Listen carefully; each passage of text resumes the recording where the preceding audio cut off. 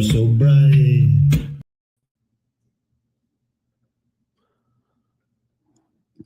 Well, good morning, daylight burners. I'm should have let that one go a little bit, but I didn't. So, anyway, welcome. This is the Friday, March 20th edition of the Friggin Farmer and Ranch Report. Last show of the week, and we'll tell you how everything's going. Let me let me get everything finished, set up here. I jumped the gun. I set some new shortcuts for me, and let's just say it worked, but I was not ready. I was not ready for the full thing. All right, so for the Friday, March 20th edition of the Friggin Farm and Ranch Report, I'm ready now, guys. I'm so ready. You don't even realize how ready we are. Look at this shortcut. Kapow! Nothing. Didn't work. Kapow! There we are. Got it. If you're watching.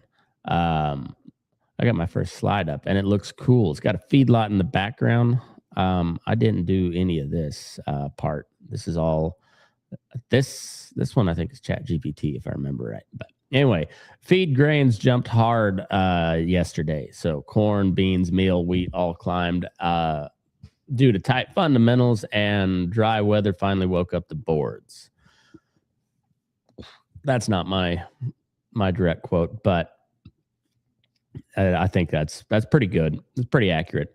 Cattle futures tanked while the cash held steady, and box beef stayed rich, showing the Packers were under pressure even before the JBS Greeley strike, which we will talk a little bit about today. But that strike tightens the kill chain even further. BLM also kicked off major horse gathers across Nevada, pulling off over 2,500 head from ranges where the actual head counts were anywhere from 4 to 5 different, or 4 to 5 times their normal or their alleged allowable management limit. But what changed? So today's market, live cattle futures dropped $2 to $3 across the board. Feeders shed $3.50 to $6.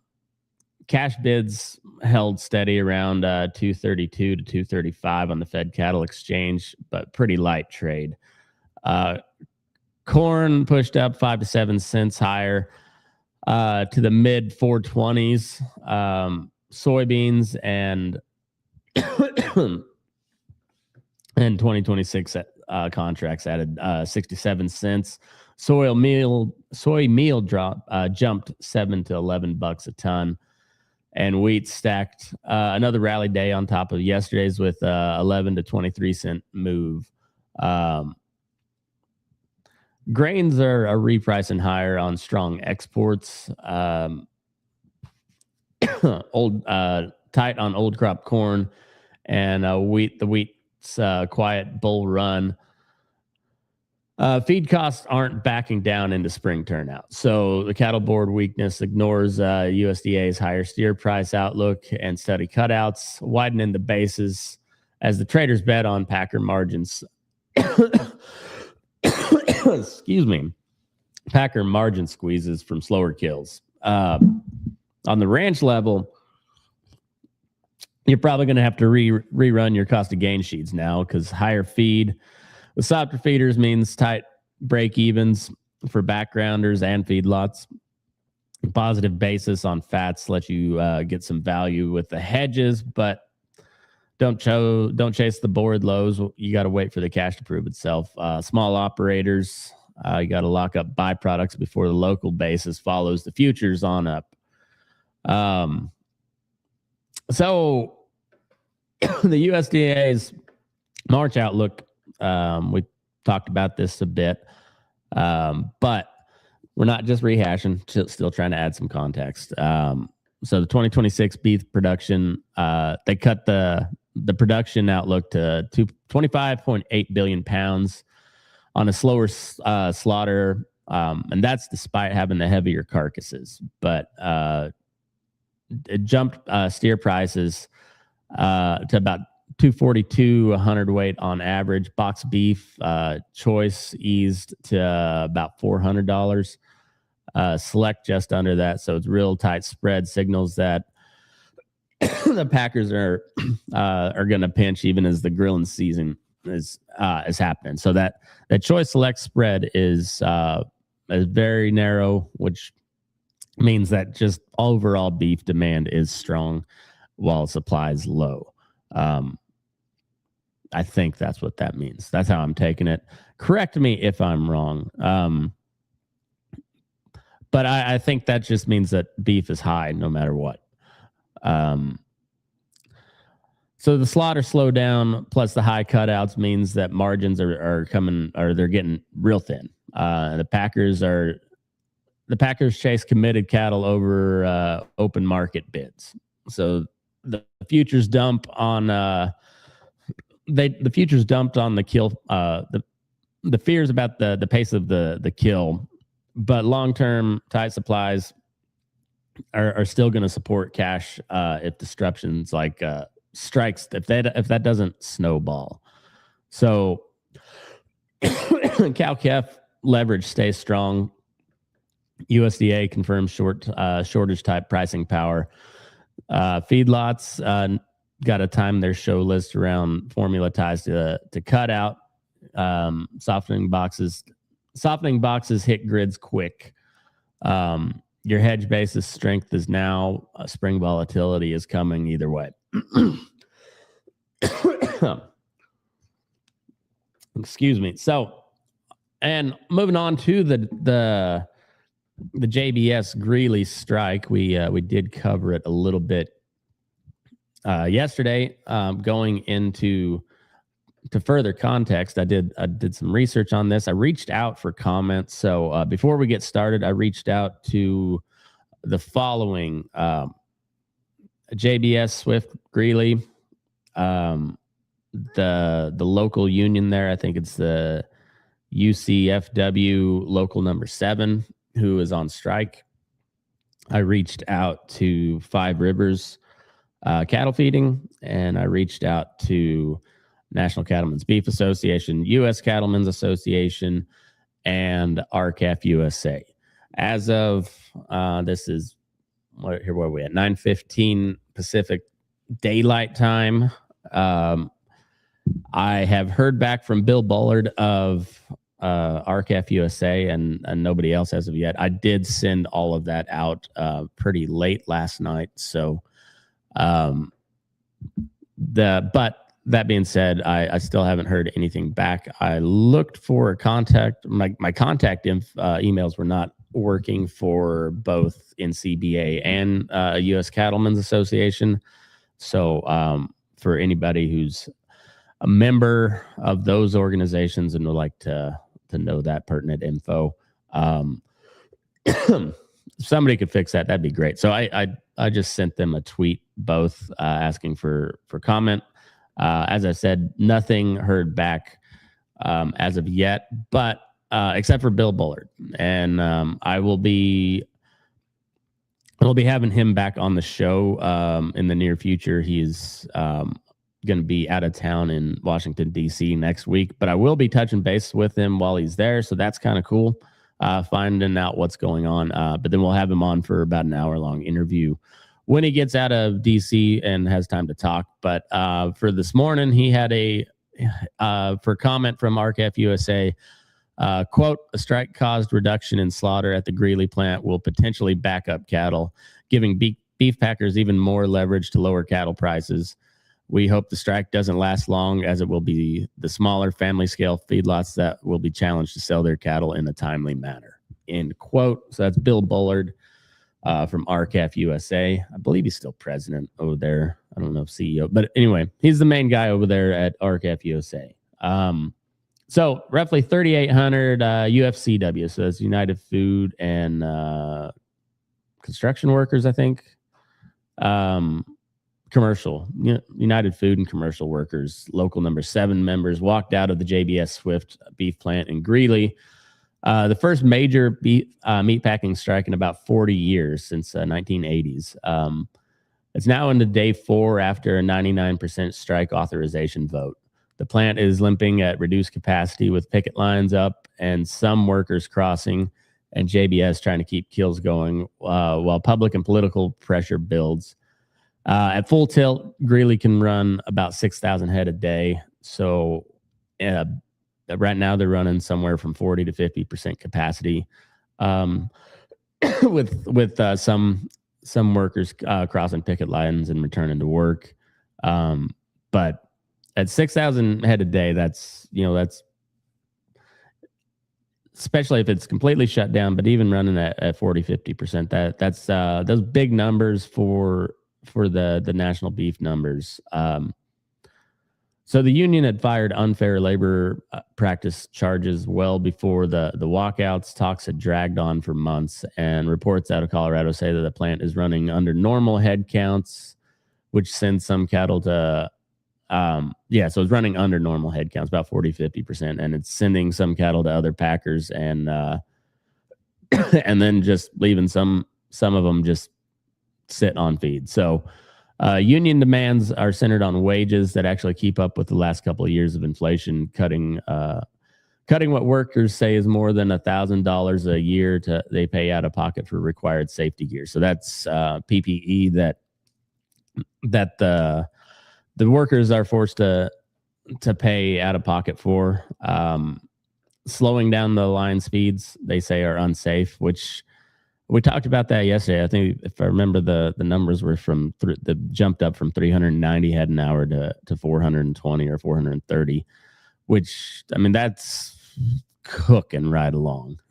And you're using very, very sharp knives. So yeah, it's a dangerous deal, and you want to keep those guys safe because you want to keep beef coming out at a steady pace and feeding the world as you will. But yeah, you can't ramp that up too much, or people start getting limbs cut off, or some serious accidents happen. And it's notorious through the packing industry. So as far as the unfair labor practices scenario, I'm, as you guys know that have listened for a while, I'm not necessarily a pro-union guy, but I'm definitely not necessarily an anti-union guy. I look at unions like I look at the government. I think they are necessary, but you gotta keep them very, very strictly focused. They can get big and unwieldy and corrupt in a big damn hurry. So that being said, I feel like corporations, you gotta keep them in check too. They'll especially when they're publicly owned. Like is JBS public? I think they are public now, or at least they were working on going public. But yeah, it's a corporation. There's not really there's the CEO, but he's not an owner necessarily. So it's just like it's a faceless, nameless blob that doesn't face real accountability on that. So I kind of halfway tend to side with the unions on the unfair labor practices deal. So they also say that improving health coverage has gotten that because their health coverage has gotten more expensive. They were saying that on a 30 cents an hour raise that they got over the last year, 22 cents of it was spent on making up the health insurance premium. So that's I'd say they definitely have an argument on the wages. However, I'd say that JBS probably has a argument on the wages, but their answers is just a pattern agreement that it already used at other plants. It goes modest raises and small safety tweaks and calling it fair industry standard, but the union says that does not match, that it doesn't, their wages don't match local costs or the plant's conditions. So I already told you the Bill Bullard quote. So again, a strike caused reduction in slaughter at the Greeley plant will potentially back up cattle, giving beef packers even more leverage to lower cattle prices. We hope the strike doesn't last long, as it will be the smaller family scale feedlots that will be challenged to sell their cattle in a timely manner. And that's the definite worry. That's a bottleneck at a giant plant like that turns into cattle backing up, getting fatter, and then dying by the day. With weaker country bids and more leverage in the hands of the big four packers, and that is just not what we're all about. All right, so moving on to the hold on, my script notes didn't continue on through. So in the very short term, killing fewer cattle can actually support box beef prices and give the surviving plants a little more room to pay up for cattle if wholesale beef jumps. But if the thing drags out, Bill Bullard is right. The cattle can start backing up in smaller yards that don't have long-term contracts. They don't have like the grid type deals or the deep relationships. While the packers sort cattle however it's going to suit them. That's how it's going to work. It's how it's always worked, always will. So if you ship to Greeley or through yards tied to Greeley, plan for pickup timing to get sloppier until there's a deal on the table. The union has said they're striking for 2 weeks. They hope it doesn't last that long. It's amazing what 2 weeks can do. Remember 2 weeks to flatten the curve? 2 weeks can turn into, 3 years? So plan on that if that's where you're shipping cattle, or if you're shipping to JBS yard or Five Rivers yards up in that area. Any of the cattle that might eventually make it to Greeley, if you have them, make make plans now. So I guess from a principled standpoint, I feel like most of the ranchers and definitely the cowboys are a lot closer to they're a lot more aligned to those frontline workers at the plant than they are these big giant packers. It's a hard job. It's dirty work, and they're not necessarily making a whole lot of money. And it's dangerous. It's a dangerous system. It's it's a very underappreciated one. The packers get a lot of grief, deservedly so, but I think a lot of times the workers that work there shouldn't be included in that. Particularly, JBS has a particularly heinous track record of hiring contractors that employ in quotes like 14-year-old Guatemalan girls to use very very corrosive and dangerous chemicals to clean their meat packing plants. So I don't want to say it's slave labor, because I assume in the United States of America a man, a woman, or a child is getting paid for their labor. But I don't know that they were. It's kind of a weird deal. And JBS is right there in the middle of it. Those sneaky Brazilian fucks. So anyways, I think you kind of want to stand by the side of the workers there, as much as I don't care for the unions, and particularly the union leadership. But I don't know. It'll be interesting to see how this goes, and I hope to get some comment back from any of these other people that I reached out to. All right, so now we'll get on back to the horse narrative. So BLM Horse Gathers out here in Nevada. It's running 4 simultaneous bait and water gathers across the state, targeting a little over 2,000 head of wild horses, feral horses, and 425 burros out of the Antelope and Triple B area, the Caliente area, the Pancake area, and the Spring Mountains complexes. So the herds are now north of 35,000 head on land that BLM's own numbers say should be closer to 12 to 15,000. Well, some herd management areas, or HMAs, are running 5 to 6 times their official appropriate management level, or AML. So these gathers are mostly quiet trap jobs instead of using helicopters, usually with short public notice and emergency tags tied to the poor range condition. The gathered animals are then they head off to other holding facilities, and then either adopted or left in a feedlot to, I guess, just get decrepit and die there. At least that's what it looked like when I worked at said holding facility. Granted, it was only for a month, but that's what I saw.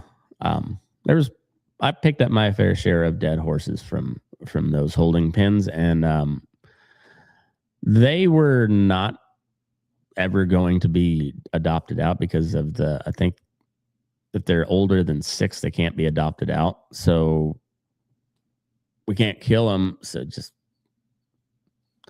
steal a bunch of money from taxpayers to feed those horses till they die. But that's neither here nor there. That was about almost 9 years ago.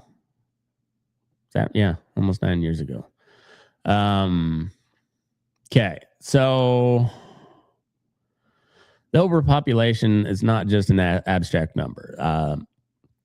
These are living, breathing animals on the same cricks and seeps and tanks and all the upland grasses that are permitted for cattle usage and sheep. It's all land and vegetation that animals that ranchers are counting on for their animals to make a living. So the riparian areas are getting hammered. The banks are bare. The springs are stomped out. On roughly 3/4 of the acres affected, ranchers are paying to turn their cattle out under a permit, while the feral horse numbers are allowed to blow well past the agreed on AML. The wild horse advocacy groups, these people are insane. They're already raising hell. They're saying the emergency label is abused and that body condition scores are fine. That's like back in the 90s when bulimia was sexy, when it was sexy to look like an Auschwitz survivor. That's kind of how these wild horse people are. That their body condition score is fine.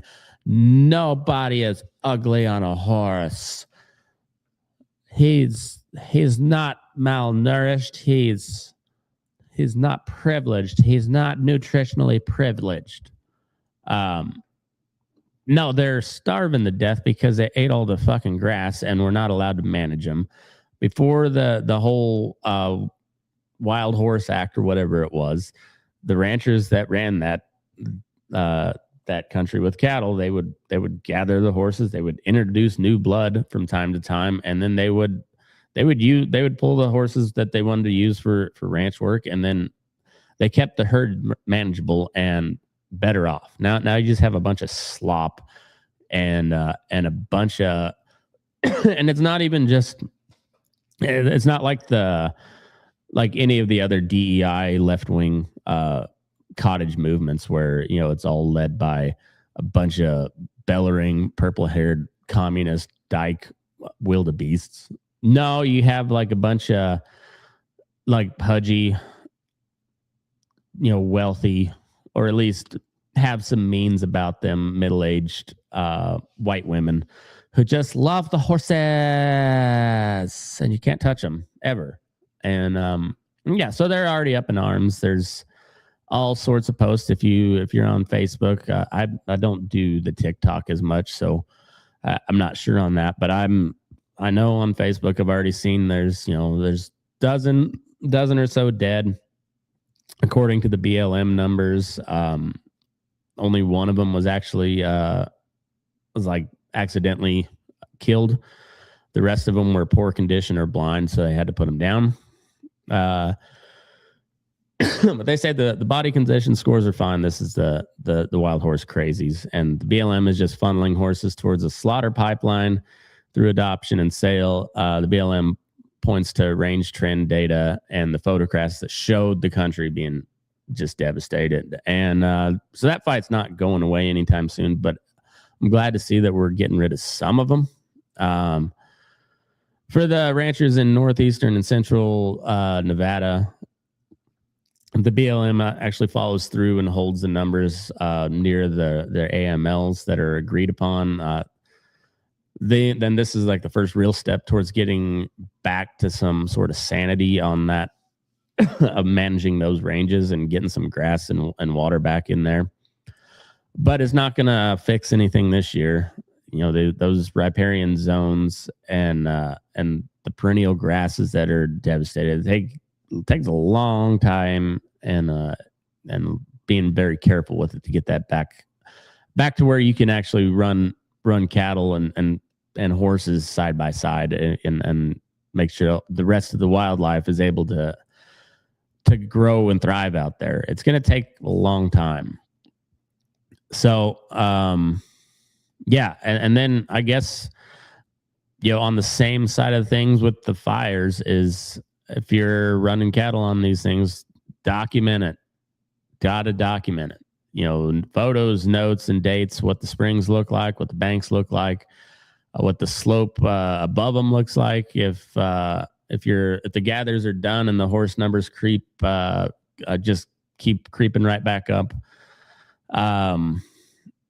That all that is what you'll be used if when you have fights with the BLM, or if you have to push BLM and Congress to either enforce those limits, or with some real tools, or you have to make them admit that they're choosing the horses over every other use of that ground. So make sure you document it.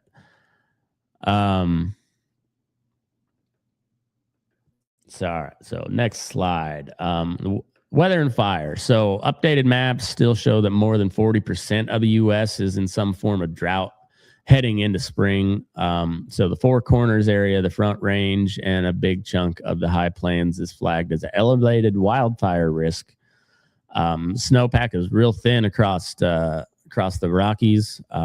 So interior West and Montana and Idaho and Wyoming, Colorado as well, which feels dry out later or sooner if we don't get any March and April moisture. Forecasters are particularly nervous about the western halves of Texas and Oklahoma, Kansas and Nebraska, along with eastern Colorado, where the warm, windy days ahead of the green up can turn any spark into a fast-moving grass fire. We've already seen it. Nebraska, Texas, Oklahoma, Kansas. I don't know so much about Colorado if we've had many fires in eastern Colorado yet, but it's bound to happen, and so take precaution. The combination of drought and early fire risk hits the same country that shares that runs a big share of our nation's cow herd and wheat pasture. So if the fires start cutting across there again, it's not just the grass that burns, fence, power, and truck routes that go along with it. Right when your yearling and your calves are yearlings and calves are supposed to be moving around. So out here in Nevada and across the West, it's time to you gotta get your fire prep done, clean around the buildings, check brakes, and think about where where you're going to move your stock if something does fire up. Pasture plans for 2026 need drought versions built in right from the start. Which pastures can you let go? Which cows have to go first? What leases you're not willing to carry into a dry summer? All that type of stuff makes a big difference in a crazy weather year like we got coming up. So to tie it all up for the day and for the week, the grain rally just tightened every ration in the country. You gotta check your break even again, cost of gain, before you get to buying any more feeders. The JBS Greeley strike it's a leverage fight, and as Mr. Bullard points out, backed up cattle hand packers way more power unless this gets settled quick. So, and it's the smaller family owned and operated type operations that are going to get squeezed before anything else. The Nevada horse gatherers are finally admitting what ranchers have watched for years, and that the wild horse numbers are way beyond what they're supposed to be, and what are agreed upon AMLs, and it's wrecking all this range that we the public land that all these horse people like to wax editorial about, but they never seem to figure in the rancher that's been there forever into their equation of shared public land. I don't want to share it with the rancher, just everybody else. They don't want to actually share it with you. They don't actually want anything to do with it. Just don't kill the horses, because they might like to take a drive out there one time and take a look at them. Do they ever do it? Probably not, but they like the idea of it. They sure like the idea of it. But anyway, it's wrecking this shared range that we're supposed to all live in harmony on. But that can only happen if the BLM sticks with the real management after they get back to the agreed upon levels. Drought and early fire risk are stacked on top of the higher feed and political fights over packing plants and the public land. So stocking conservative and planning aggressive is probably a better way to go. But it's hard to get a whole lot more conservative on numbers than it is right now. It's they're pretty conservative. So ranchers still supply the cattle and carry the risk. A steady labor deal is at the plant, and working range management and a firm grasp on your costs is what keeps the side of the train from getting steamrolled. So let's hope for a quick, hopefully favorable outcome for the workers there at JBS Greeley. And as much as we hate those sorry cocksuckers, we want those packers to get back up and killing cattle again, so we can keep this whole train moving. And hopefully we can get something done that gives guys like you, me and you, and your average ordinary independent rancher a little bit more skin, not skin in the game, but a little more bite of the pie, I think, is what they're all looking for. So let's hope all of that all's well that ends well, I would say. And let's see if I'm on the right tab. Pachow! I'm back. Just changed it again. Boom. Look at that. Boom. I'm doing all sorts of shortcuts on my screen here. But that's all I got for this week on the Friggin Farm and Ranch Report. We'll be back next week, hopefully with some good information from Bill Bullard. Hopefully we get some more comment and quotes from the other parties involved in this JBS kill plant strike. And yeah. Pray for some rain, huh? I think that's a good advice. I think that's good advice to end on. Pray for some rain. Don't let your butt crack. Keep it between the lines. Stay in the middle, and Go ahead and move your ass because we're burning daylight.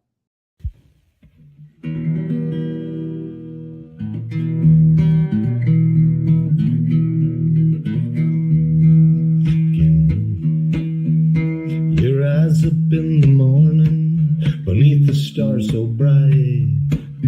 Pull your hat down, make sure your cinch is tight.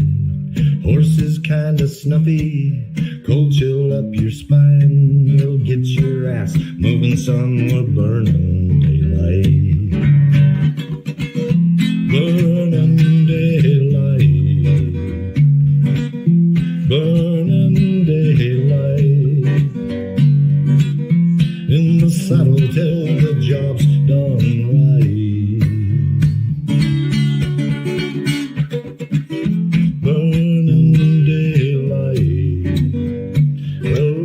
Just together, and you won't catch 'em all. But when you ride through the gate, make sure you sit up tall. I can see the horizon, it's looking pretty bright. Well, get your ass moving, son, we're burning daylight.